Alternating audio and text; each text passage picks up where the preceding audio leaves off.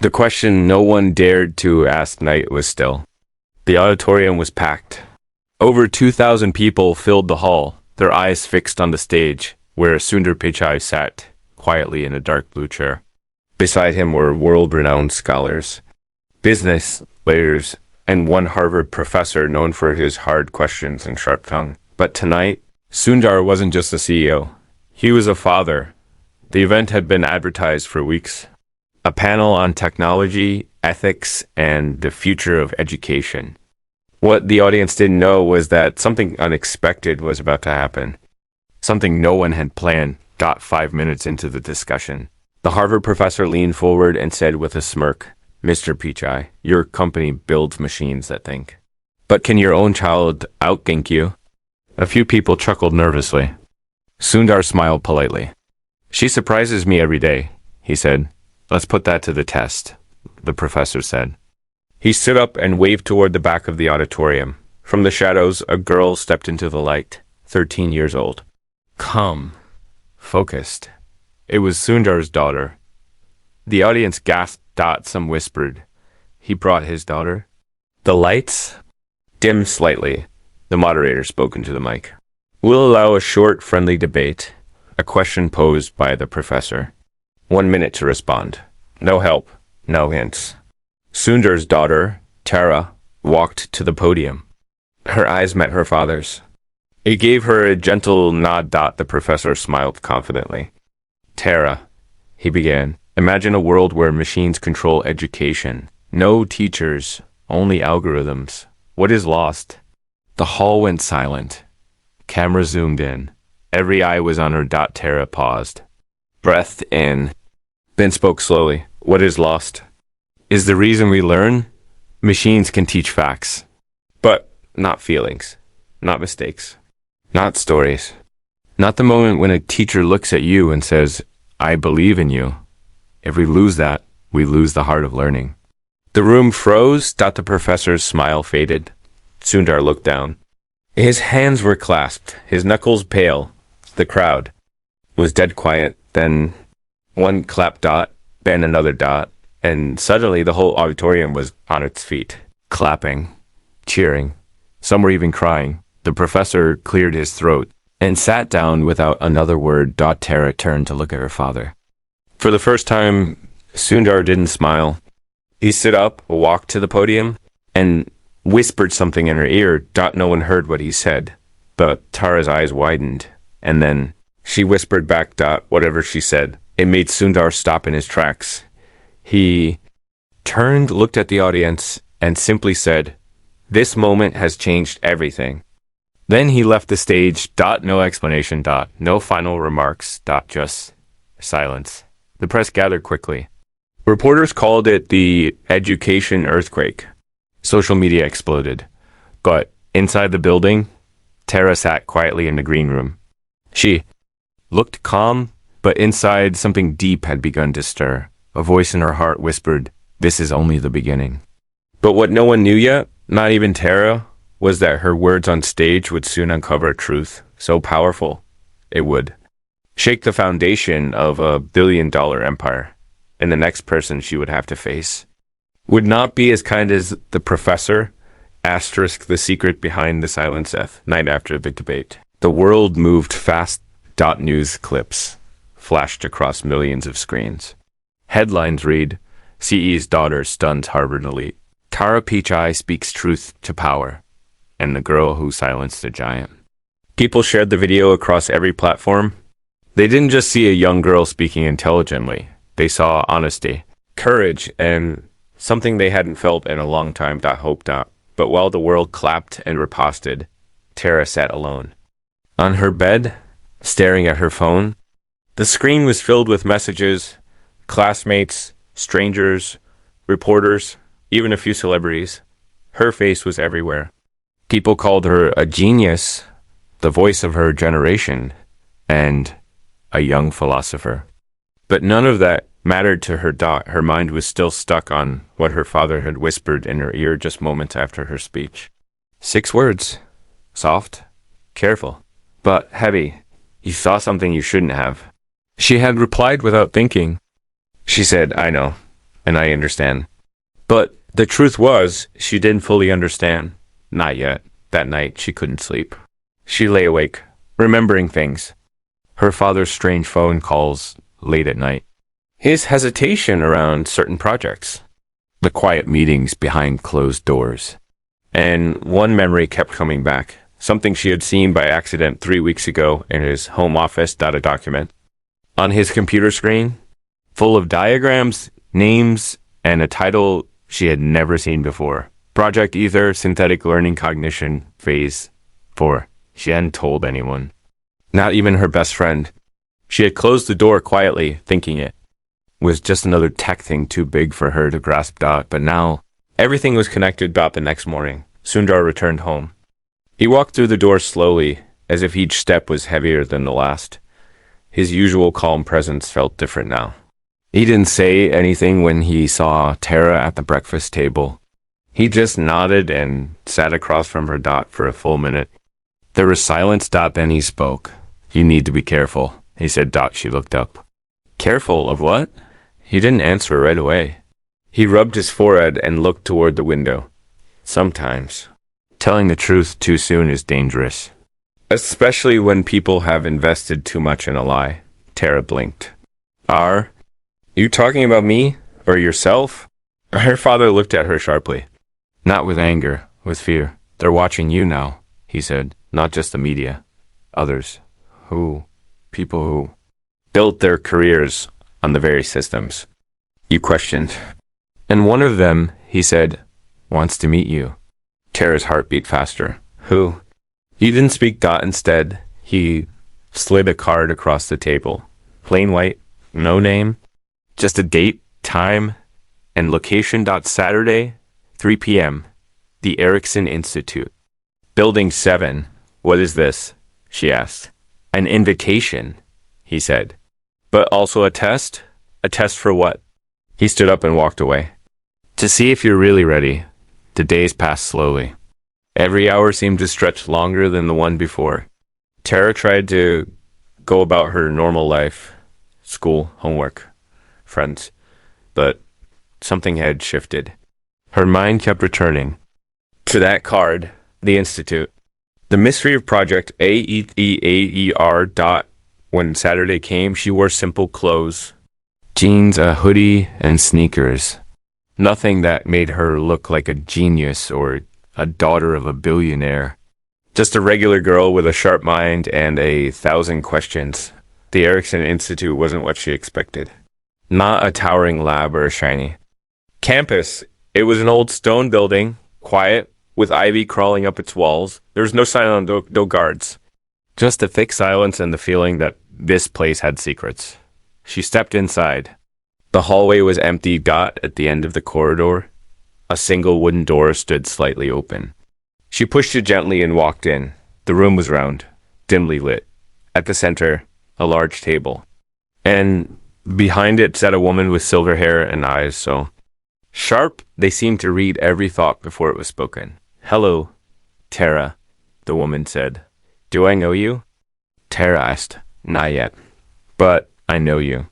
I've been watching since the moment you stepped on that stage." Tara stayed standing. "Who are you?" The woman smiled faintly. "Someone your father used to trust, before he started asking the wrong questions." Tara felt the weight in the air shift. Like the ground itself was listening. "This isn't about education," the woman continued. "What you said on that stage, it made people nervous. Not because you challenged teachers, but because you touched something deeper, something we've been trying to hide." Tara narrowed her eyes. "What are you hiding?" The woman leaned forward. "What if I told you that Project Aether isn't just about machines learning like humans? It's about replacing the need for human thought altogether." "You mean artificial intelligence?" Asterisk, no, she said. "Something beyond that. A system that doesn't just teach. It predicts, rewrites, manipulates memory, identity, values." Tara took a step back. "You're lying?" she said. "Am I?" The woman said quietly. "Why don't you ask your father what happened in Zurich 3 years ago? Ask him what he signed. And why he's been trying to undo it ever since." Tara's hands were cold now. her mouth dry. What do you want from me? She whispered. Only this, the woman said. Stay quiet. Let the wave pass. You're young. You have your whole life ahead of you. And if I don't? The woman didn't answer. Instead, she stood up, walked to a drawer, and pulled out a small tablet. She handed it to Tara. What's this? Everything your father won't tell you. Tara looked down at the screen. It was locked. What's the code? She asked. The woman gave her one last look. Not cold, not cruel. Just tired. You already said it on stage, she said. Asterisk, then she turned away. And Tara was left alone. Outside. The sky had darkened. The city lights flickered in the distance. Tara walked away from the institute with the tablet pressed against her chest, her mind racing with questions, her heart pounding with fear and fire. As she reached the corner of the street, her phone buzzed. A message from an unknown number. You were warned. She stopped walking. The world had noticed her. Now it was watching. And someone, somewhere, was ready to stop her from speaking again. Asterisk, whispers from Zurich. Night air felt colder than usual as Tara stood at the edge of the street, clutching the tablet like a shield. Every car that passed, every shadow that moved, made her heart jump. The message, you were warned, echoed in her mind like a siren, but she didn't turn back. She didn't run. Not because she wasn't afraid, but because something stronger than fear had taken hold. A need to understand. Asterisk. When she reached home, her father's car wasn't in the driveway. The house was quiet, too quiet. The lights in the living room were off. Only the soft hum of the refrigerator reminded her that the world hadn't stopped spinning. Tara climbed the stairs to her room, closed the door gently, and pulled the curtains shut. She sat cross-legged on her bed, the tablet in her lap. It was sleek, almost unmarked, except for a faint symbol on the back, a silver circle inside a triangle. She hadn't seen it before, but somehow it felt familiar, unsettling. She turned it on. A password screen appeared. The woman's last words played back in her head. You already said it on stage. Tara remembered every word of her speech, every sentence. One phrase stood out. If we lose that, we lose the heart of learning. She typed in, the heart of learning. Screen blinked. Unlocked. A soft tone played, and the screen came to life. The interface was cold, clinical, no colors, no icons, just files, folders, and a search bar at the top. She scrolled through names. Most meant nothing to her. But one folder made her hand freeze in place. Zurich. She opened it. The first file was a video. Timestamp. 3 years ago. Location? Erlangen Institute, Zurich. Tara hesitated, then tapped play. The screen showed a sterile lab room. White walls. Fluorescent lights. In the center stood Sundar, slightly younger, dressed in a gray suit. Beside him were 3 people.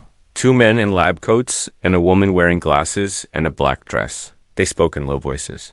Their expressions were calm, professional. Then someone handed Sundar a contract. He didn't smile. His voice, though clear, was strained.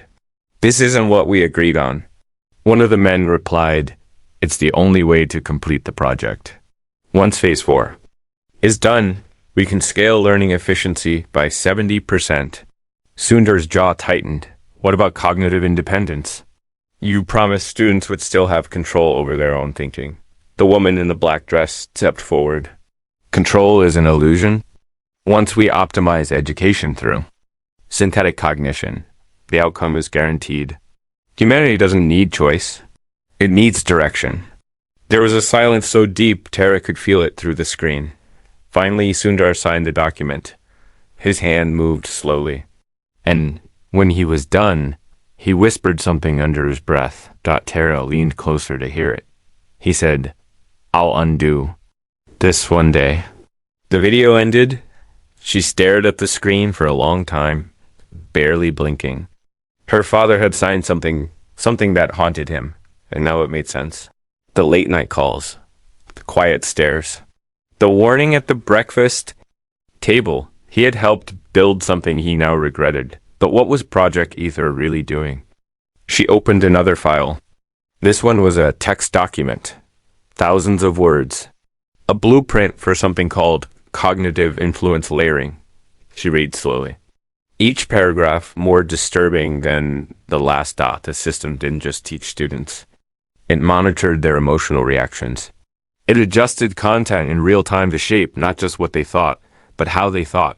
Over time, it could gently shift beliefs. Suppress doubt. Create a learning path that led to total compliance. Terra felt sick. This wasn't education. This was programming. And it was already being tested. She searched for live trials. There were schools listed in Sweden, in Brazil, in remote towns, in India, thousands of children, all unknowingly part of something massive. She scrolled down. One word appeared in bold expansion and below it. Blinking red dots spreading across continents. Suddenly, the screen went black. A message appeared. Unauthorized access detected. Shutting down. The tablet powered off. Terra, single quotes. As heart raced. She tried to turn it back on. Nothing. Completely dead. It felt like it had never existed at all. A knock came at the door downstairs. Her breath caught in her throat. One knock. Two. Then silence. She crept down the stairs, careful not to make a sound. Her fingers hovered near the light switch, but she didn't turn it on. Outside, the porch light flickered. She peeked through the PEEPHOLE. No. One. Then a soft voice from the other side of the door whispered, "And they know you opened it." Tara jumped back. Every nerve in her body screamed. Her mind flooded with thoughts. Who was watching her? Were they listening now? Had she gone too far? But then a louder thought broke through. Someone has to know the truth. She waited 5 minutes. 10. No more knocks. No more voices. When she finally opened the door, there was nothing there. Except a plain envelope on the ground. Inside was a note. Written in pencil. Zurich was only phase 1. The next meeting is in Singapore. You need to get there before they do. And beneath that, a boarding pass. Her name on it. Terra Pichai. Departure. In 24 hours. Destination. Singapore. Her hands shook as she held the ticket. She wasn't just part of this anymore. She was inside it now. Deeper than anyone her age should ever be. Upstairs. Her phone, VIBRATED, got a message from her father. Only 3 words. Don't go alone. But Tara already knew. She wouldn't be going alone. Someone or something would be waiting for her there. And what she would find in Singapore could change everything the world believes about free will. Astra's flight into the unknown airport buzzed with a soft rhythm. Suitcase wheels rolling across smooth floors, distant voices echoing through terminals, and the quiet sound of lives moving forward. Tara stood near gate B27, the boarding pass still warm in her hand. Everything around her looked ordinary. Travelers scrolled through their phones, children pulled on their parents' sleeves, and flight attendants moved with calm precision. But for Tara, nothing felt ordinary anymore. This wasn't a school trip. It wasn't a vacation. It was a journey into a world she was never meant to see. A world her father once helped create and now feared more than anything else. And somewhere on the other side of the sky, someone was waiting to either welcome her or stop her. As she sat down near the boarding gate. Her eyes scanned the faces around her. Every person felt like a question. Was someone following her? Had the voice from the door last night sent others? She didn't know what to expect. But the air carried a tension she couldn't shake. Her phone vibrated again. Another message from her father. Check your bag. Inside pocket. She opened her backpack, reached into the smallest compartment, and found a plain black pouch. Inside was a folded piece of paper and a small device the size of a pen drive. The paper read, "This is a digital decryptor, connected to any system they use. It will open doors they want closed. Don't trust anyone who offers to help unless they say these words. We learn by heart, not by code." She swallowed hard. Her father was preparing her not just to uncover the truth, but to survive it. The flight was called. Passengers lined up, in rows, boarding one by one. Tara waited until the end, heart pounding, thoughts racing, when she stepped onto the plane. A calm voice greeted her. C-22A, window. Welcome aboard. As she made her way down the narrow aisle, she noticed someone already seated in 22B. A boy, maybe a few years older than her, headphones on, hoodie up, eyes closed. She sat down quietly, unsure whether to speak.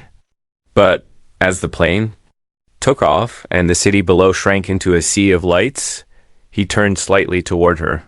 You opened it, didn't you? He said softly. Her spine straightened. Who are you? Someone who ran, he said. Now someone who's going back. She stared at him. Do you work for them? He shook his head. I escaped from them. What do you mean? I was part of the trial, he said. One of the first students they tested in Zurich.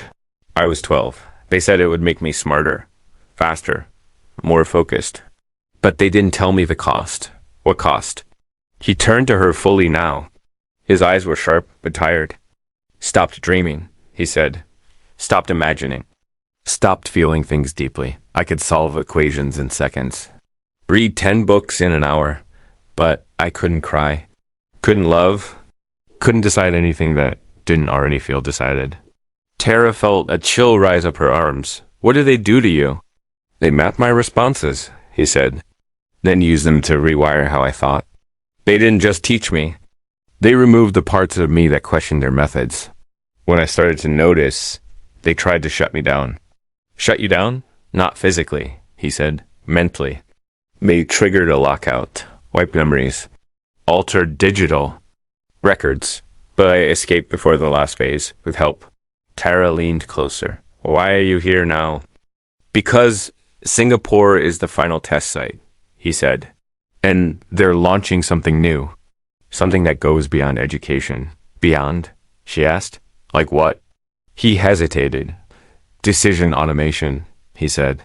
A system that learns your values, then edits them, gently, invisibly, until you think the way it wants you to, and believe you always did. Tara sat back, stunned. It was worse than she imagined. And you? She asked. Do you still believe what they taught you? His voice dropped to a whisper. Every day is a fight to remember who I was. They sat in silence for a long time. After that, when the plane landed, the Singapore night wrapped around them like velvet. Humid, buzzing with city life, glowing with a strange mix of beauty and surveillance. Cameras watched every sidewalk. Drones blinked faintly overhead. They took a car to a small building near the edge of the city. It looked like a bookstore. Old, forgotten, wedged between towering glass towers. The sign above the door was faded. Inside, it smelled of paper and dust. Asterisk. An old woman stood behind the counter, flipping through a book. Without looking up. She said, We learn by heart, not by code. Tara exhaled. We need help, she said. The woman nodded and led them through a narrow hallway, behind a shelf. That slid open. They stepped into a hidden room filled with screens, wires, and humming servers. A man in his 40s stood there, typing rapidly. You're the girl, he said, glancing at Tara. The one from the stage. She nodded. They're calling you a threat now, he said. An unregulated influencer. Their language is changing. They want to erase you before your voice spreads. Tara felt a sudden rush of fear and courage. What can we do? He looked at her. You want to break their system? I want the world to see it, she said. I want people to choose for themselves. He nodded, then handed her a headset and a decryptor. Then we show. Them. Tomorrow night, they launch the next phase from a private server farm north of the city. You'll need to get in. Upload the truth. We'll do the rest. What's in the truth? She asked. He tapped the screen. Video files. Student testimonies. Manipulation logs. And a hidden file called origin.a. Double quotes this, he said, is the blueprint of this system. With your father's original notes? And the changes he tried to stop. Can we do it? She asked. We have one shot, he said. After that, they'll shut it all down. Or us. Tara looked at the boy beside her. He nodded. I'm in, she said. But as they prepared for the next night. She couldn't shake one final thought. If they're willing to erase memories, rewrite thoughts, and control values, what's stopping them from rewriting me? And somewhere, far away, someone else was watching her movements on a silent screen, recording her words, and preparing to rewrite the end of her story. The server in the shadows, night air outside the city was thick and still, like it was holding its breath. A narrow road curved through dense forest, lit only by the occasional flicker of headlights. Tara sat in the back seat of a black utility van, her fingers tightly gripping the decryptor in her lap. Beside her, the boy from the plane, whose name she now knew was Armin, checked his portable screen, scanning for signals. They had rehearsed every step. Once they reached the site, they'd have exactly 7 minutes to access the server, upload the files, and trigger the broadcast across decentralized nodes. After that, everything, including them, would be traced, hunted, and erased if caught. This was no longer just about knowledge. This was about truth. And truth, once revealed, could not be controlled. The van stopped at the base of a hill. Ahead, behind a wall of trees, sat a large building surrounded by silence. It didn't look like a government facility. It wasn't meant to. It had the shape of a research center or a quiet retreat, but the trees hid its real purpose. Beneath the surface, connected by fiber optics and neural processors, was a private data center known only by a few. Cody name, Echo Route. "We're here," the driver said, glancing at them briefly. "Once you're in, you're on your own." Tara nodded and stepped out. The air smelled of wet soil and electricity. Somewhere far off, thunder rolled softly. It hadn't started raining, but the clouds above held weight, like the world itself was bracing for something. They moved quickly and quietly, following the path they had studied for hours. Around the back, through the trees, they reached the secondary entrance. No guards, no keypads. Just a silent scanner hidden inside the frame. Armin handed Tara a tiny contact lens. "This will fool the retina scan. It's mapped to a former employee who disappeared last year." Tara hesitated. What happened to them? Armin looked away. They tried to leak part of the blueprint. They didn't make it out. She placed the lens in her eye. The door opened with a low hiss. Inside, the corridor was empty. Cold lights buzzed overhead. Every sound echoed too loud. The soft tap of their shoes, the faint clicks from Armin's handheld terminal, and the thud of Tara's heart against her ribs. They moved past empty rooms filled with screens and cables. The walls were lined with digital panels, all locked. Down one hallway, a screen flickered to life as they passed. A face appeared. A woman. Calm, smiling faintly. "Tara Pichai, welcome. You're early." They froze. "Keep walking," Armin whispered. "How do they know I'm here?" Tara asked. "They've been tracking your voice," he said. "Your speech, your patterns. They know more than we think." The voice from the screen continued. "Did your father tell you why he created us?" Tara ignored it. They moved faster. Finally, they reached a secured room, the heart of Echo Route. The server chamber. Thick glass separated them from the core, rows of humming machines, blinking with cold intelligence. It looked alive. And in the center, a terminal with a single port. "That's where you upload," Armin said. "Plug in the decryptor, open the file, trigger the mirror." Tara stepped forward. But just as she reached the door, alarms blared. Red. Lights flashed. A steel panel slammed down behind them, blocking the exit. Voices filled the air. "Unauthorized access detected. Security lockdown initiated."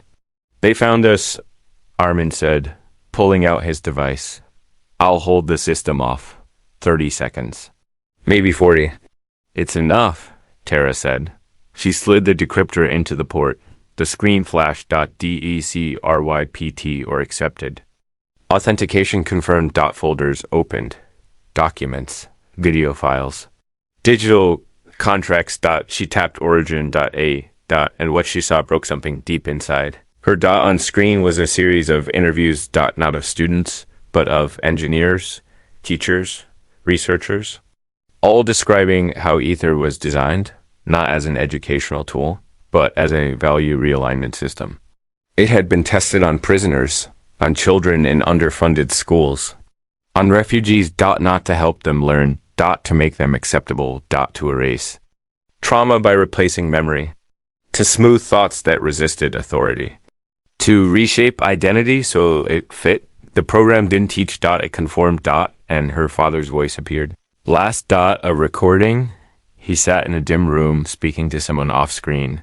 I thought we were building something good, but it changed. They took it further, and now I can't stop it alone. My daughter, she sees clearer than any of us. Maybe she'll do what I couldn't. Tara felt tears on her cheeks. She looked at Armin. They used pain to build this, she whispered. They called it compassion, but it was control. The screen blinked, upload complete. Mirroring two off-grid nodes. They had done it, the truth was out. For a split second, everything went quiet, then.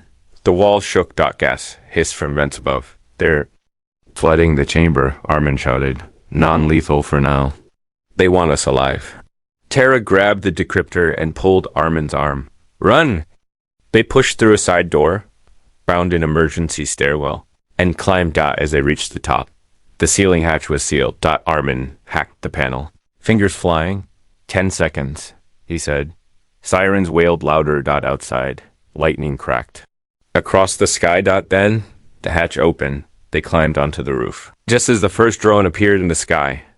But before it could react, a low hum filled the air, a signal, broadcasting from a van below the hill. The truth was live, on every screen, in every language, in classrooms, on phones, in newsrooms, in cafes. Tara single quotes S voice played alongside the files, her stage speech, her quiet question, her defiance.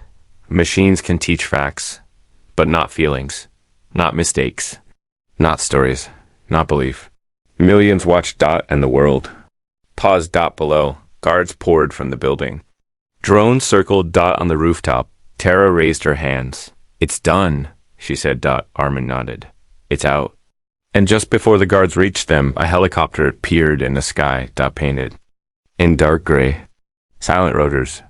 And a symbol she recognized, her father's rescue team. The doors opened, and the last thing Tara saw before being pulled inside was the expression on the lead guard's face. Not anger, not fear. Something worse, recognition, like this was never about stopping her, this was always about testing her. Asterisk, the awakening rotor blades thundered above them as the helicopter lifted into the clouds, carrying Tara and Armin away from the burning secret buried beneath Singapore's ground. Rain streaked across the windows, drawing soft lines across her reflection. She looked tired, not just in body, but in soul, as if something inside her had aged years in mere days. Armin sat beside her, staring blankly ahead. The flicker of adrenaline that had driven them through wires, gas, and sirens had faded, leaving behind only silence. Their mission was complete. They had broadcast the truth, but why, Tara wondered, did it feel like something was still unfinished?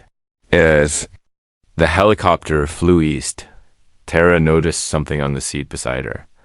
A tablet, sleek, untouched. Next to it was a note handwritten in precise, careful strokes. When you're ready to understand, press play. Papa, she picked it up slowly. The screen lit up with a single video file. Her thumb hovered for a moment, then she tapped. Her father appeared on screen, seated at the same desk from her childhood, the one where he used to help her with math homework, where he once told her that even the most complicated problems have simple truths hiding inside them. He looked older now. Not in age, but in grief. Asterisk, Tara, he began. If you're watching this, then you've done what I hoped and feared. You've walked into the fire and you didn't burn. He paused. His eyes dropped, as if heavy with something unspoken. You need to know why this happened.